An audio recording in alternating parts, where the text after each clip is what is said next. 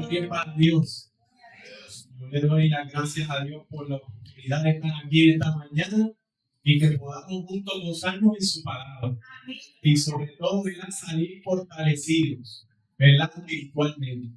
Estamos en guerra con el enemigo que está como león rugiente, buscando atacarnos, darnos por aquí, darnos por allá, desanimarnos. Pero nosotros tenemos a un Dios todopoderoso y a un Cristo Jesús que murió en la cruz y resucitó y está intercediendo por ti, por mí en el lugar santísimo. Alabado sea el nombre de Dios. Así que para mí esta mañana es un privilegio poder compartir con ustedes y poder presentar la palabra de Dios. Y yo voy a dar a la tarea por aquello de que me dio curiosidad. Y yo dije, bueno, lo mejor que voy a decir ya los hermanos lo saben. Y fue que yo dije, bueno, dicen allá en el área metropolitana, hay pueblos que le dicen Gurabo City y todas esas cosas, pero nosotros estamos en donde, en Gurabo City. Y yo dije, oye, ¿qué será? ¿Cuál será el significado de Gurabo? Dije yo, me puse a investigar y hermano, yo no sé, ¿quién sabe aquí sin decirlo? ¿Qué significa Gurabo? ¿Y de dónde sale esa palabra? Nadie, muy bien. Así que vamos a decir un dato interesante. Gurabo del idioma taíno significa valle fértil.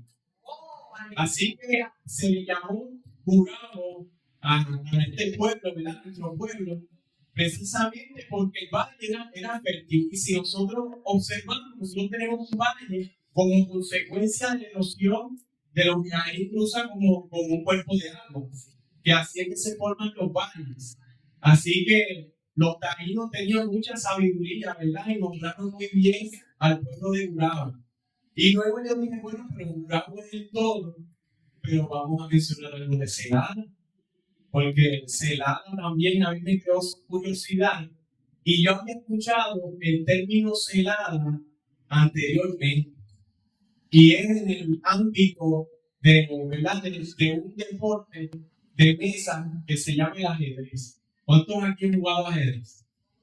En el ajedrez hay una estrategia que es la más común, que precisamente es la celada. Y celada no es otra cosa, tiene dos significados. La celada es una estrategia de engaño.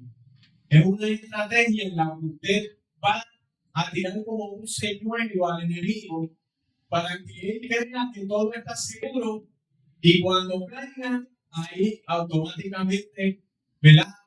Se ejecuta en su contra la jugada. Y en ajedrez, por ejemplo, esa conocida jugada, usted pone, por ejemplo, un peón y lo pone como que parece que está solito allí y que nadie está pendiente de él. Y de momento viene el caballo del contrario, se lo come y adivine que ahí tiene el engaño. Apareció un alfil de donde no se lo esperaban y aquí quedó el caballo, ¿verdad? Así que el otro significado de celada es lo que es sinónimo de la palabra yelmo, que nosotros conocemos. Esa palabra está en la Biblia, que es el casco protector de los soldados, que tiene aquí una pieza de metal y cubría todo. Y entonces el yelmo o celada significa lo mismo. Así que le damos gracias a Dios, ¿verdad?, por la oportunidad de estar aquí. Y el tema de hoy, déjame entonces ubicarme acá, se titula Testimonio del amor de Dios y la valentía que gozan y compasión de Benmelech. Y casualmente van relacionados con lo que estudiamos en la lección, hablando de la compasión. Pero vamos a ver en esta historia qué sucedió allí y cómo fue que manifestó Benmelech la compasión. La lectura en esta mañana la encontramos en Efesios 2:10, donde nos dice: porque somos hechura suya, creados en Cristo Jesús para buenas obras, las cuales Dios preparó de antemano para que anduviésemos en ellas. Ahora, antes de comenzar, vamos a tener una corta oración. Oremos.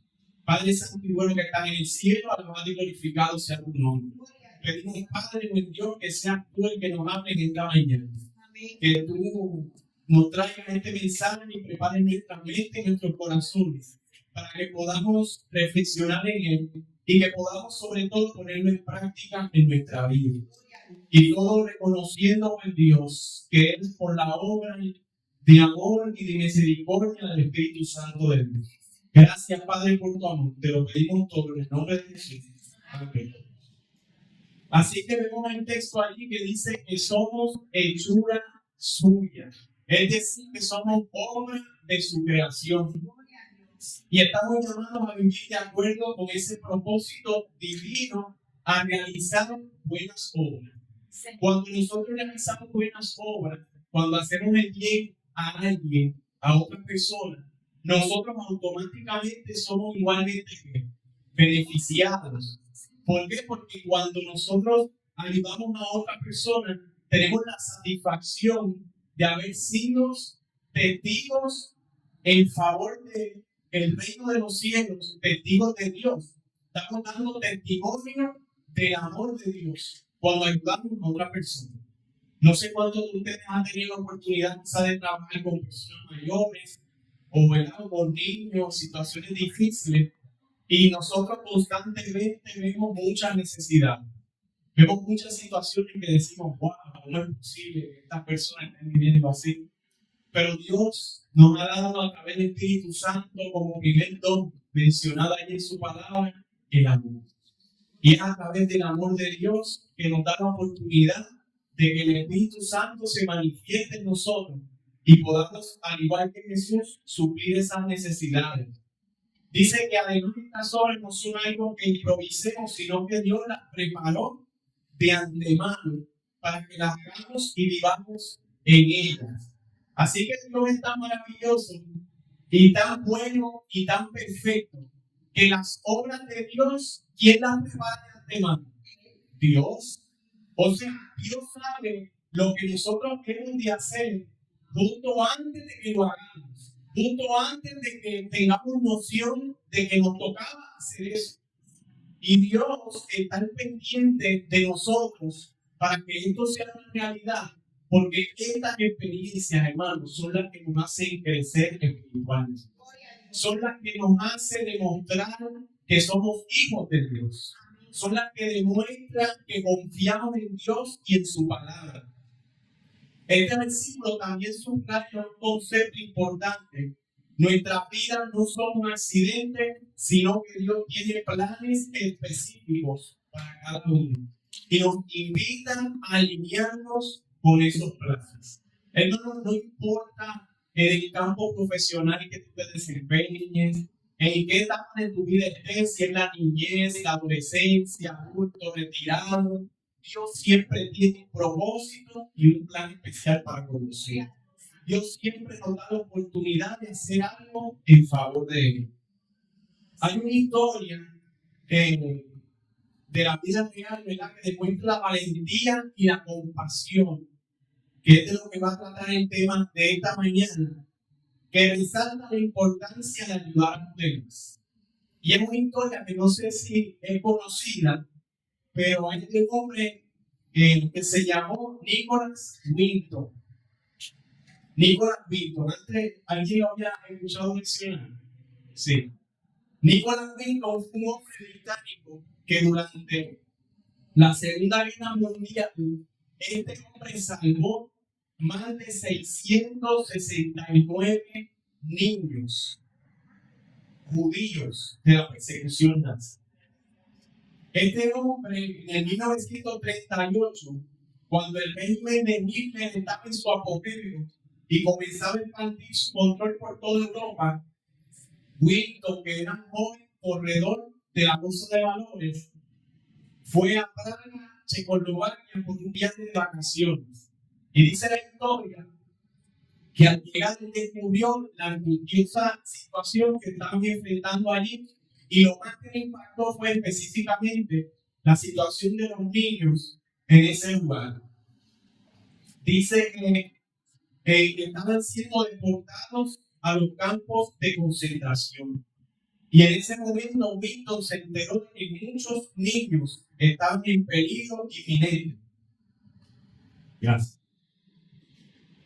que estaban en peligro inminente, ya que las autoridades nazis estaban comenzando a ocupar Checoslovaquia. Mire, hermano, cuando nosotros vemos imágenes, ya sea en la televisión o ya sea por internet, y es algo que esté relacionado a los niños, yo creo que no hay cosa que impacte más que eso. Los niños y los ancianos, a uno se le parte el corazón. Y yo sé que ese hombre fue movido por el Espíritu Santo de Dios. Este hombre dice que en lugar de permanecer indiferente, Wheaton decidió actuar utilizando sus contactos y habilidades y organizó una red secreta para sacar a los niños de Checoslovaquia. Dice que recaudó fondos y convenció al gobierno del Reino Unido y a otros países para que aceptaran esos niños. Porque no era solo sacarlos de allí, es que había que ubicarlos en un lugar seguro. Había que ubicarlos donde pudiera alguien cuidar de cada uno de ellos. Dice que organizó esos viajes a través de trenes. Y a pesar del peligro, y escuchen esta parte, dice que a pesar del peligro que suponía para él mismo, porque si a él lo llegaban a atrapar porque estaba haciendo esto de forma secreta, ¿qué ustedes creen que iba a hacer Hitler? ¿Lo iban a matar? O sea, él está yendo en contra de la corriente, se está metiendo las manos ahí en un ambiente que no te corresponde según la mente de Hitler. Y él, a pesar del peligro, para él mismo y los niños, Víctor logró que todos estos menores fueran evacuados antes de que las fronteras cerraran.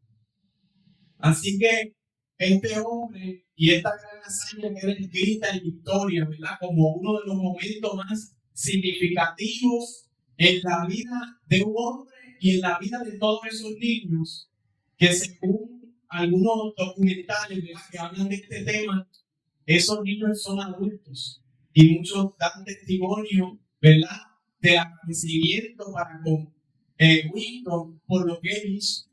Dice que Nicolás Wheaton salió a la luz y se convirtió en un símbolo de valentía, y en el 2003 recibió el título de caballero por sus esfuerzos humanitarios. Así que le damos gloria a Dios porque ese hombre salvó a esos niños. Esos niños podrían haber sido tus hijos o mis hijos en ese momento histórico, y un hombre se compadeció de esa situación y prácticamente se entregó a sí mismo para rescatar a cada uno de ellos. De igual forma, mis queridos hermanos, nosotros tenemos en la Biblia una historia que nos habla sobre un personaje que es un ejemplo igual de compasión y valentía. De igual manera actuó en favor de otros. Y esa historia la encontramos en Jeremías 38, del 1 al 3. Y nos dice allí en el versículo 1, dice: oyeron Cefatías, hijo de Notán, Gedalías, hijo de Pasur, Jucal, hijo de Selemías, y Pasur, hijo de Malquías, las palabras que Jeremías hablaba a todo el pueblo, diciendo. Y ahí me detengo un momento. Esos 4 hombres que están allí eran líderes, eran 4 príncipes y oficiales del rey Sedequías, y estaban entre los más acérrimos opositores de Jeremías. Ellos allí rápido estaban esperando que tan pronto Jeremías diera el mensaje de parte de Dios, ellos ya estaban para ir en contra de él. Y conforme vayamos viendo los versículos, vamos a ver qué sucede. Dice en Jeremías 38:2, así ha dicho Jehová. Ahí comienza hablando Jeremías: el que se quedare en esta ciudad morirá a espada, o de hambre o de pestilencia, mas el que se pasare a los caldeos vivirá, pues su vida le será por botín y vivirá. Fíjense que comienza Jeremías con la declaración: así ha dicho ¿quién? Jehová. O sea, cuando en nuestra vida se nos dice así dice Jehová, nosotros tenemos que estar atentos. Cuando la palabra de Dios nos dice el Señor, que no debemos de hacer X o Y cosas, tenemos que prestar mucha atención. Porque Dios que nos creó conoce lo que nos hace bien y lo que nos hace daño. Conoce lo que nos puede llevar por el camino de la salvación, pero también lo que nos puede llevar por el camino de la perdición. Continúa diciendo allí, Jeremías 38:3, así han hecho Jehová. De cierto será entregada esta ciudad en manos del ejército del rey de Babilonia y la tomará. Continúa en el versículo 4, en el 38:4 dice, y dijeron los príncipes al rey, y aquí vienen aquellos hombres. Aquellos príncipes que la tenían ya en su mente en contra de Jeremías, dice, muera ahora este hombre, porque de esta manera hace desmayar las manos de los hombres de guerra que han quedado en esta ciudad, y las manos de todo el pueblo, hablando de tales palabras, porque este hombre no busca la paz de este pueblo, sino el nombre. Y si yo voy a definir lo que estamos viendo ahí de primera intención, esos hombres estaban calumniando a Jeremías. La calumnia es una de las cosas más horribles que un ser humano puede experimentar. Que otra persona te acuse por algo que tú no has hecho o te señale por algo que tú no eres. Y Jeremías, un hombre de Dios, tuvo que sufrir el ser calumniado de esa forma. Y no solo él, ellos fueron tan atrevidos de que querían irse por encima del mandato de Dios. Y vemos que allí, la declaración muera ahora. Dice que los príncipes se negaron a aceptar el mensaje de Jeremías y estaban pidiendo la pena máxima, que era la muerte.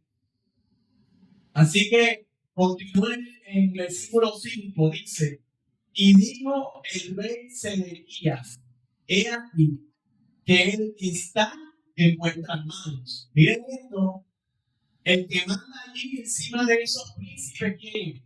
El rey. Pero me pregunto qué está pasando aquí con este rey, porque o manda el rey o mandan los oficiales. Porque miren que como este rey actúa, dice, pues el rey nada puede hacer contra nosotros. O sea, ese hombre lo que hizo fue lavarse las manos y dijo, bueno, si eso es lo que ustedes quieren, pero es que el rey, él podría imponerse. Él podía defender a Jeremías y decir, no, eso no va. Pero sin embargo, vemos a este rey que ciertamente era conocido como un rey de carácter débil y de espíritu vacilante. O sea, no tenía una postura firme. Y eso le impedía oponerse. Así que vemos cómo en ese momento de la historia el rey prácticamente no hizo nada en favor del profeta. Dice en Jeremías 38:6, entonces tomaron ellos a Jeremías y hicieron echar en la cisterna de Malquías, hijo de Amelec, que estaba en el patio de la cárcel. Y metieron a Jeremías con sogas, y en la cisterna no había agua sino cielo, y se hundió Jeremías en el cielo. El cielo es pan, ¿verdad? Esa cisterna no estaba llena de agua, lo que había era fango, y allí lo tiraron, ¿verdad? Dice que lo bajaron con sogas y prácticamente lo encarcelaron ahí en esa cisterna. Vemos que Jeremías se hundió en un depósito de lodo fétido, ¿verdad? O sea, de mal olor en el fondo de la cisterna. Y es evidente que los príncipes temían la reacción del pueblo si lo ejecutaban. Por eso que ellos no mandaron a matarlo directamente, sino que de una manera como que aquí no pasaba nada. ¿Qué hicieron? Pues mira, bajarlo con soga, y aquí no se le cuenta el pueblo, y ahí lo dejamos para que se muera, ¿verdad? La intención era que muriera de hambre. Así que Así hicieron. Y, y hay un texto que se encuentra en Lamentaciones 3, 52 al 57, pero leemos del 53 al 55, donde vemos la expresión, ¿verdad?, en un momento dado de Jeremías, donde dice: ataron mi vida en cisterna, pusieron piedras sobre mí, aguas cubrieron mi cabeza, yo dije: muerto soy. Y invoqué tu nombre, oh Jehová, desde la cárcel profunda. Y allí, hermano, nos vemos reflejados tú y yo cuando estamos enfrentando situaciones difíciles en nuestra vida. Cuando nos toca estar en el fondo de la cisterna, ahogando por ¿verdad?, los retos, los desafíos que se nos presentan en este mundo, que a consecuencia del pecado nos ha tocado vivir muchas situaciones difíciles en nuestra vida. A veces tenemos situaciones familiares, situaciones con nuestros hijos, situaciones económicas que nos angustian. Podemos llegar a momentos, ¿verdad?, que no sabemos si este mes voy a poder pagar la casa, voy a poder pagar el auto. No, tenemos situaciones que no sabemos de qué estado de ánimo se va a levantar mi esposo, mi esposa, porque constantemente estamos peleando y no nos relacionamos bien. Y ese tipo de situaciones en las que el enemigo se hace presente en nuestra vida para ponernos a prueba, para desanimarnos. Cuando en los momentos difíciles de nuestra vida que estamos orando a Dios y vemos que oramos y todavía no se contesta la oración. Y oramos y todavía no se contesta la oración. Y nosotros debemos recordar, mis queridos hermanos, que Dios siempre tiene un sí para nuestras oraciones. Dios nos contesta que sí. Dios no puede contestar que no, porque no nos conviene lo que estamos pidiendo. O si vemos que se demora, es porque todavía no es el momento perfecto. Y anoche recuerdo a una hermana que no la veo ahora, que ella mencionó eso. Sarita, que ella mencionó que Dios tiene, mira la del hermano. Perdón, es que de lejos de visitores para atrás, ya los rostros no lo veo igual. Y precisamente Dios contesta a tiempo, ¿verdad?, en el momento perfecto. Y alabamos a Dios por eso. Amén. Qué maravilloso, hermano, que saben que tenemos un Dios que todo lo sabe. Amén. Que tenemos un Dios que nos conoce y que contesta nuestras oraciones y que trabaja en ellas justo antes, ya está viendo las respuestas y cómo nos va a resolver antes que alcance nuestros pensamientos, porque Dios conoce todo. Para Él no hay nada oculto. Así que continuamos la historia en Jeremías 38:7, donde continúa diciendo: y oyendo Ebed-Melech, hombre etíope, eunuco de la casa real, que habían puesto a Jeremías en la cisterna, y estando sentado el rey a la puerta de Benjamín, y hay un aplauso. Ebed-Melech era un hombre, ¿verdad?, etíope, era un eunuco en la casa real, o sea, que era una persona de confianza en el reinado. Y él no tenía ninguna obligación para con Jeremías. Él supo de la situación, pero ¿qué hizo?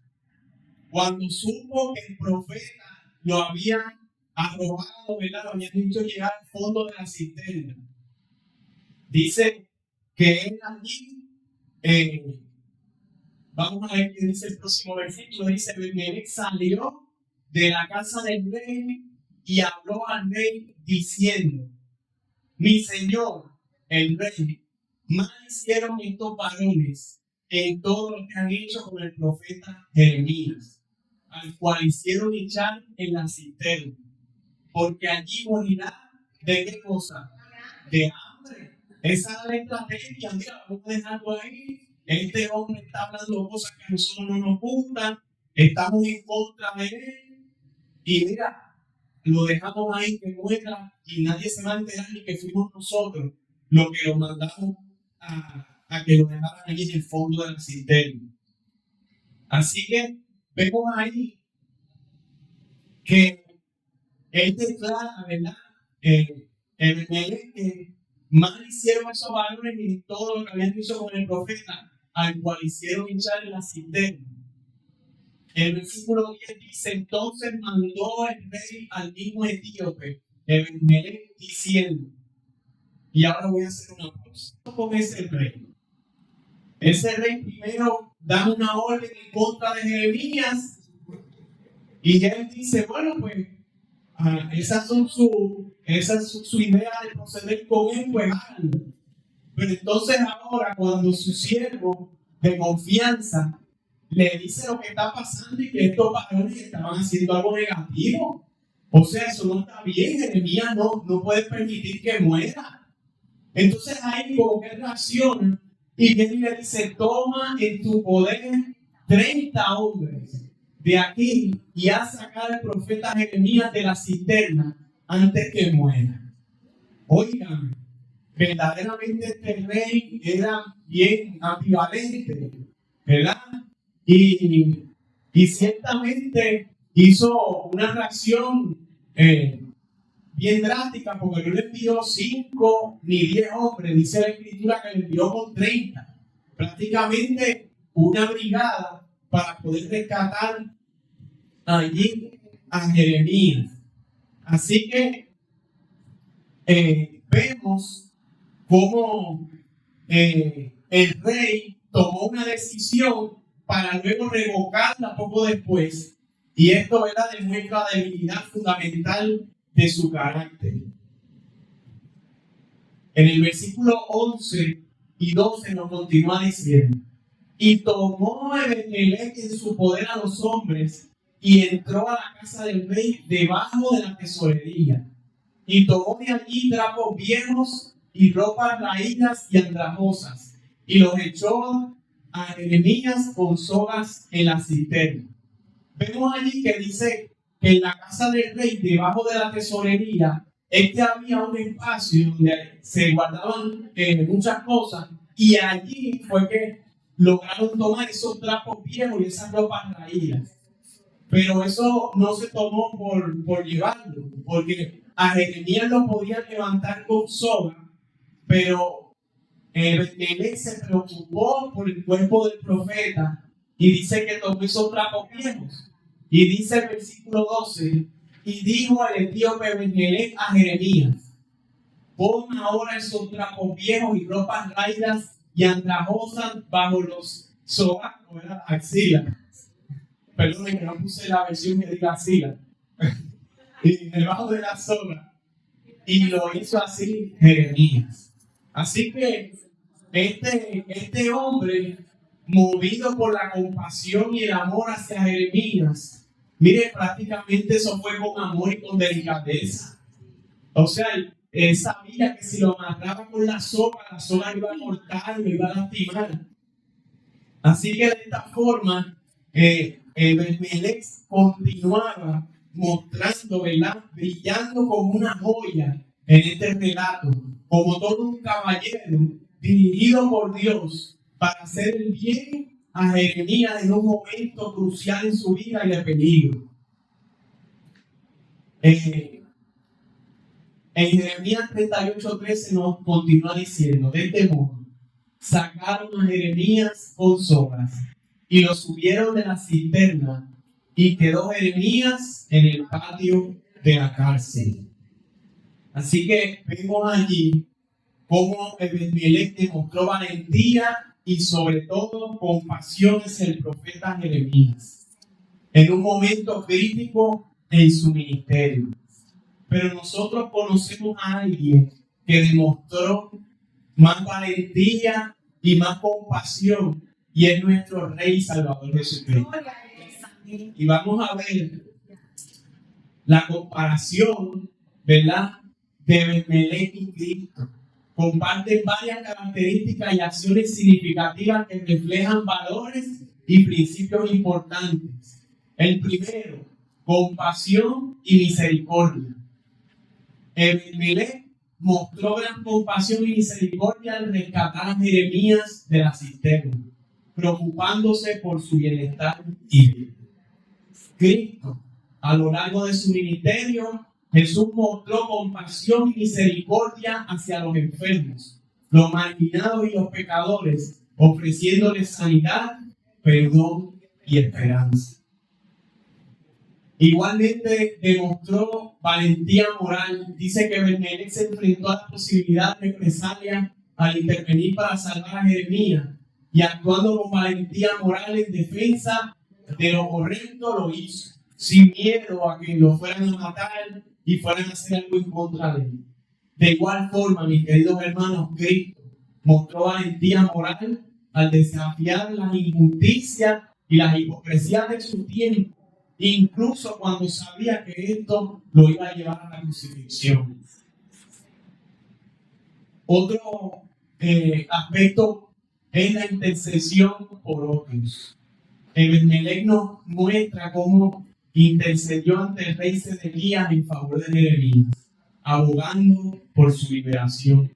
Cristo intercede continuamente por la humanidad ante Dios, siendo el mediador entre Dios y los hombres y ofreciendo su vida en sacrificio por la salvación de todos.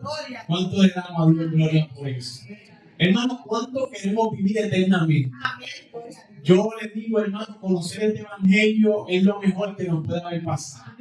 Dios nos está dando la oportunidad en un mundo caído, la salida de la salvación a través de Cristo Jesús. Y yo le doy gloria a Dios por eso.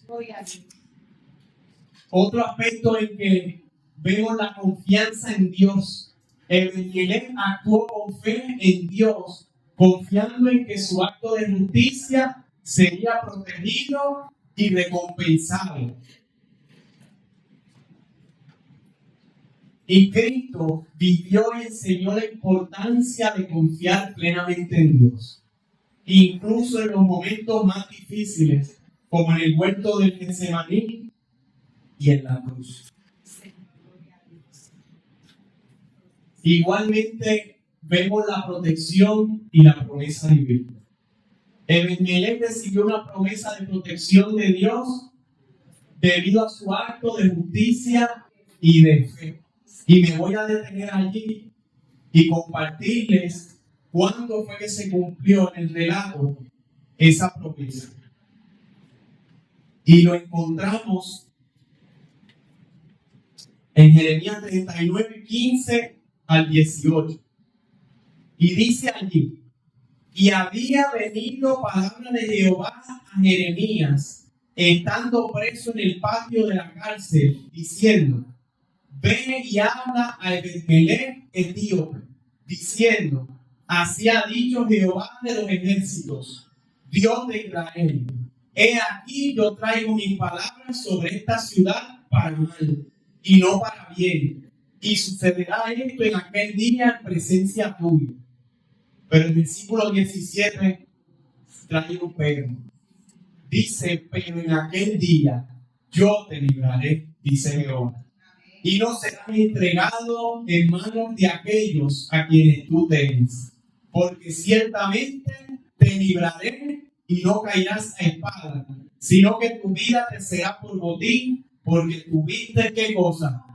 Confianza en mí. ¿Dice quién? Jehová. Alabado sea su nombre. Hermano, ¿cuántos de nosotros no hemos tenido esa experiencia con Dios?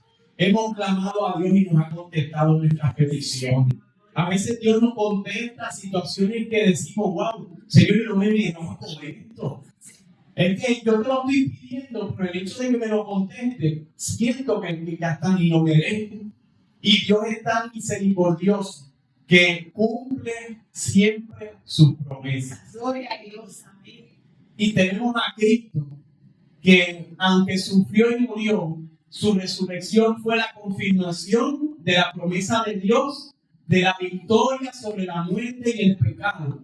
Y ofrece esa misma promesa de vida eterna ¿a quién? A cada uno de nosotros. ¿Cuánto damos gloria a Dios por eso? Alabado sea su nombre. Colosenses 3:12 dice: por lo tanto, como escogidos de Dios, santos y amados, revístanse de sentimientos ¿de qué? De compasión, bondad, humildad, mansedumbre y paciencia. Estos versículos nos animan a vestirnos de compasión y bondad en nuestras relaciones los unos con los otros, reconociendo que el que prepara esas buenas obras es Dios. Y es el que desea que nosotros pongamos en práctica y dejemos que el Espíritu Santo haga la obra en cada uno de nosotros. Dios nos ha encomendado una gran misión, mis queridos hermanos, y es compartir este evangelio con otros. Es compartir las buenas nuevas de salvación. Es no quedarnos y retener ese precioso mensaje y compartirlo con aquellos que padecen, que no tienen fe, ¿verdad?, en el futuro, no tienen certeza de nada. Pero nosotros tenemos un Dios poderoso y tenemos la bendita esperanza de la salvación y la vida eterna. El nos enseña que cualquier persona, independientemente de su posición o contexto, puede marcar una diferencia significativa al actuar con justicia y misericordia. Cristo, por su parte, es el modelo supremo de estas virtudes. Su vida y sacrificio son el ejemplo más elevado de amor y entrega por los demás, mostrando que el camino del bien puede implicar sufrimiento, pero lleva a la redención y la vida eterna. Al emular las virtudes de Ben-Melech y de Cristo, principalmente podemos impactar positivamente nuestro entorno y vivir una vida plena de propósito y significado. Recordemos lo que nos dice la palabra de Dios en Efesios 2:10, porque somos ¿qué? Hechura suya, creados en Cristo Jesús para buenas obras, las cuales Dios preparó de antemano para que anduviésemos en ella. Alabado sea el nombre de Dios. ¿Cuántos de nosotros deseamos, por medio de la dirección del Espíritu Santo de Dios, realizar estas obras de bien a otros y sobre todo para la gloria de Dios? ¿Cuántos lo queremos hacer? Hermano, nosotros no tenemos que ir a África para hacer el bien a otros. Nosotros tenemos las personas a nuestro alrededor, nuestros compañeros de trabajo, nuestros vecinos, nuestros mismos hermanos de iglesia. Dios nos da la oportunidad de demostrar la misma compasión que Cristo demostró, nos da la oportunidad y por medio del Espíritu Santo hacerlo con un amor genuino y así podamos, ¿verdad?, dar testimonio fiel, verdadero de que somos hijos de Dios.